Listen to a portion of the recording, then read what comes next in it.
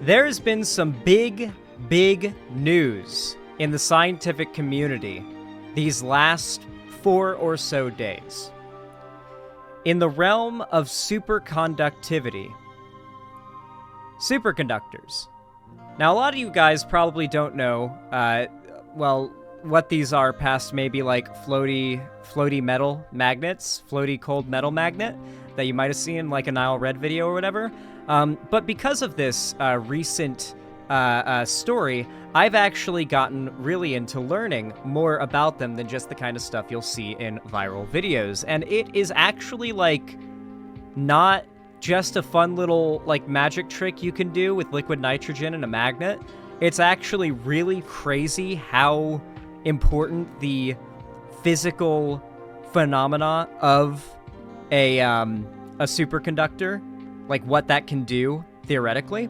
It's actually really crazy how like important that theoretical technology could be.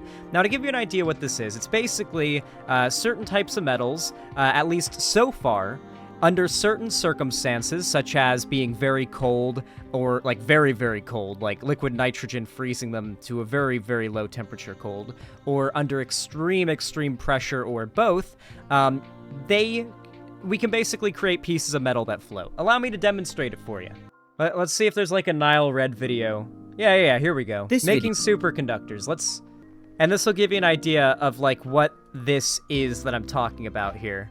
I dropped in the pellet, and I waited for it to cool down.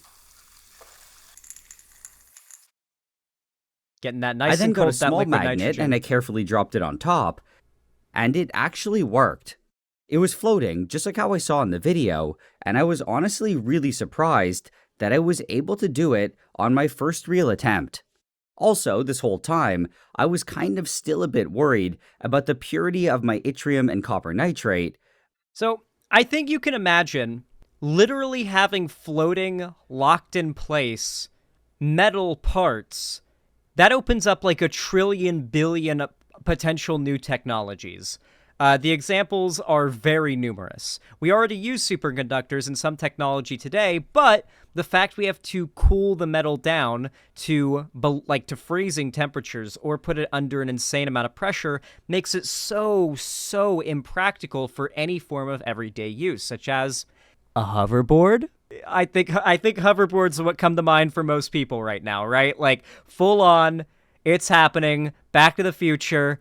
Hoverboards can't work on water. They've got no power. It's gonna fucking happen, dude. We're actually doing it. Back to the Future was not that far off. Yeah, it also actually wouldn't lose charge, believe it or not, because that part of the superconductor technology that is said to be possible if we can achieve a room temperature ambient pressure superconductor is quite amazing. Allow me to explain. The only property that superconductors don't just have the only property of floating like this. Superconductors also basically allow for nearly no energy loss when electricity, is transported through it. I'm not going to pretend like I understand every little detail about it, but there is some good content out there that has already explained this in the past. This video that I'm about to show you is from SciShow, and it is 2 years old. Basically, it makes it so there's no friction when electricity goes through the superconductor, which means a lot less energy is lost. If we were to use superconductors for our power lines, we wouldn't have to run them at such a high voltage, for example, which costs us a lot of money. There's a lot of details and a lot of information that goes into this. I'm not going to pretend I'm an expert after my cursory, few days of research. But let's get into this SciShow video that breaks down the first room temperature superconductors, still no hoverboards. This is from 2 years ago, before the recent discoveries that have happened the last couple days that I'm talking about now. And there's one thing that I'm going to be talking about at the end of this segment that is the reason I'm even talking about this. There's some news that came out about this today that is the only reason I'm even talking about this recent news. And that is, apparently, the LK99, I think it's called, it has been reproduced twice, supposedly, outside of South Korea. It has supposedly been reproduced the same way as that paper claimed and peer-reviewed now. Like reproduced. That is the news that came out literally a couple hours before I started this stream. So we're going to look into that a little bit more and see how legit this shit is. But if this is real, I don't think you guys understand. Not peer-reviewed. Yeah, not peer-reviewed, but like peer-tested, I should say. If this shit is legit, the nickname that scientists give this potential discovery, and have been for literal years, is the Holy Grail of physics. This would literally be like the jump in technology that would get us to we would be the ones flying in UFOs at this point. Like, we would be, this is seriously legit, okay? Let's take a look. Let's take a look at the, this video is multiple years old, by the way. This is not caught up to the news that we're going to be talking about today. This is a old video speculating on the technology that will be possible if we are able to discover the thing that has apparently been discovered. A new study published in the journal Nature has announced the discovery of the first room temperature superconductor. I know. This is big news. Every other superconductor we know of requires sub-zero temperatures. If we had superconductors that worked just like all the time, not only would electricity be super cheap, we could all be zipping around on levitating trains, even have legit hoverboards. Of course, as you probably expect, there's one big caveat to this new material, which is why it's not quite ready. Big ups to Hank Green and his cancer treatment not being bad and being very successful. He seems to be doing extremely well. I've been kept up very much so with his cancer treatment, and he's in. I don't think he's in remission officially yet, but he's like, he's. Oh, it's undetectable, is it? Okay. Last I heard, he was just no longer in treatment. He's undergoing radiation now. Okay, so he doesn't have to do chemo anymore, but he's still doing radiation. Oh yeah, it's undetectable because they just have to. They're just radiating the area where his tumor was. Like, they literally can't find his tumor anymore, and so they're literally just radiating the spot where it was. They put a mark on his chest for it. I forgot, yeah. It's on his chest, right? Pretty sure it's on his chest.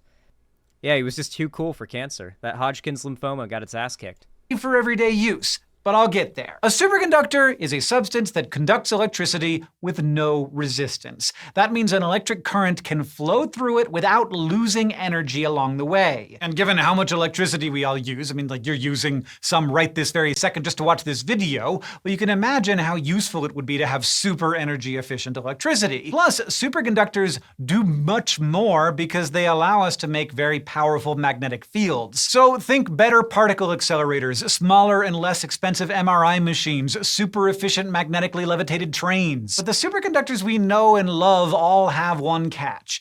They only work at extremely low temperatures. The first, discovered in 1911, only superconducted when it was near absolute zero, or negative 273.15 degrees Celsius. And while researchers have now found substances that can handle things a bit warmer than that, no superconductor has ever worked reliably above freezing until now. The details of this study sound like something straight out of an Iron Man movie. They squeezed together powdered carbon and sulfur at extremely high pressures, exposed them to hydrogen gas, and then shot the whole thing with a laser. And after a series of adjustments to the laser and pressure conditions, they witnessed the formation of a transparent crystal substance that conducts electricity with zero resistance.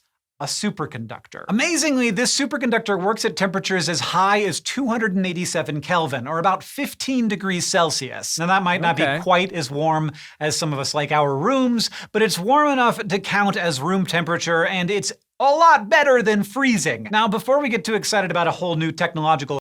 Now, this is the point in the video where he's going to get into, like, all the caveats of this discovery not being the big, like, holy grail in science, because you have to put an insane amount of pressure on the material in order for it to superconduct. Here's the thing, though.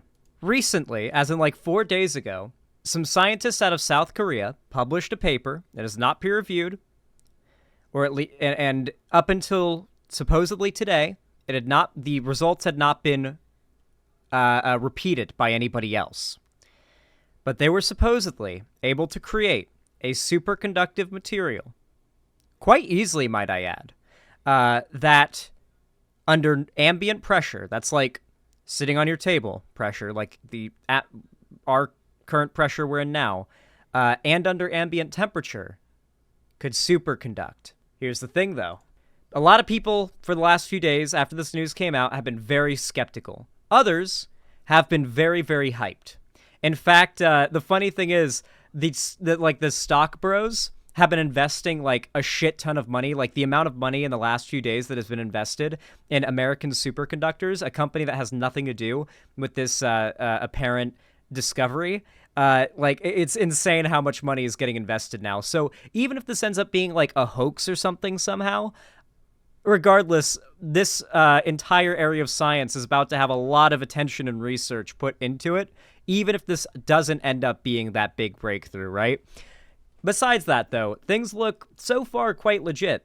Tom's Hardware has done quite a few articles, like very much keeping track of what's going on with this superconductor stuff. So let's look at this article. Scramble to validate superconductor breakthrough confirms zero resistance, that's like electrical resistance, with a catch. Zero resistance is replicated, but room temperature operation is not. The scientific community is still scrambling to confirm the recent revolutionary claim of a room temperature ambient pressure superconductor being found, but with enough brainpower looking into the subject of the LK99 material, it's bound to be a matter of time before the superconductivity claims are fully confirmed or denied. Once again, researchers in China seem to be at the forefront. Today, scientists with the physics department of Southeast University, a top university in Nanking, China, have reported measuring zero electrical resistance, a key requirement for superconductivity, in a sample of LK99 they produced from scratch. However, that comes with the caveat that they could only achieve the properties at negative 163 degrees Celsius, not at the room temperature touted by the original paper. As with the other efforts from other teams, two of which claim to have confirmed certain other aspects of the claimed superconducting breakthrough, the new results from the Southeast University team are preliminary. The team is still studying different methods of fabricating the material, with plans to provide more results in the future. Other research teams are also still working to replicate the initial claims. So this is just the fact that this Chinese team has tried and only got the superconductor they made with that process to work under cold temperatures doesn't mean they did it right. So they're replicating it still. They said like, hey, this is not like over. We're still working on that. After having successfully synthesized LK99, which they say was purer than the samples the original Korean team achieved, the Chinese research team helmed by Dr. Sun Yue, I assume is how it would be pronounced, Y-U-A, I don't know, or Y-U-E, I don't know, looked into the material's conductive properties, finding some very interesting electronic properties of this material. As a reminder, LK99 is a compound of lanarkite, not going to try to say its chemical compound name, and copper phosphide, baked within a 4-day multi-step small batch solid-state synthesis process that was nevertheless also achieved over a Russian kitchen counter. In this case, the very interesting electronic properties refer to the material's ability to conduct electricity without any resistance, leading to incredible efficiency savings that could get PC enthusiasts something like 30 gigahertz processor. Getting something like that 30 gigahertz in processor Intel promised but never delivered. Could you imagine, bro, how well Minecraft would run? Good old-fashioned Java fucking Minecraft would run on a superconductor CPU. I'm cumin at the thought of it, Apillo. The above video shows the researcher explaining the findings. Using a 4-point probe method, the scientists measured their synthesized LK99 at zero resistance at an ambient temperature of 110 Kelvin, and at a normal air pressure. They also verified that LK99 transitioned in and out of its zero-resistance state depending on whether it was subject to a strong electric field, another hallmark of superconductivity. Here's a summation of the team's findings, taken from the Wikipedia Live Tracker page. Claimed to have synthesized LK99 to have measured superconductivity up to a temperature of 110 Kelvin, claimed to have observed an abrupt drop in resistance between... So, to summarize this in words that are understandable, what I'm picking up here is... they've yet to replicate it perfectly, like the South Korean team that's claimed to have developed this has claimed. However, even the scientists who have experience with superconductors are noting that in their attempts so far to mimic what they did, they're like, this material has some interesting properties. The confirmed absence of electrical resistance now comes together with yesterday's news that confirmed at least one half of the superconducting equation was solved. LK99 showcased the Meissner effect, originally Meissner-Oschenfield effect, or Oschenfield? I forget.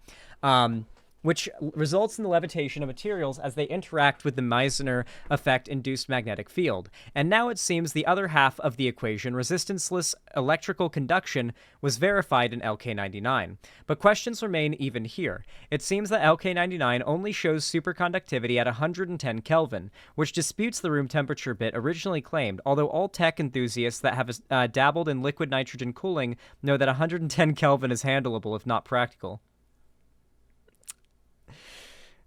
Goddamn PC enthusiasts. It's also unclear why LK99 would show both diamagnetism, responsible for levitation, and superconductivity, but within different temperature bands.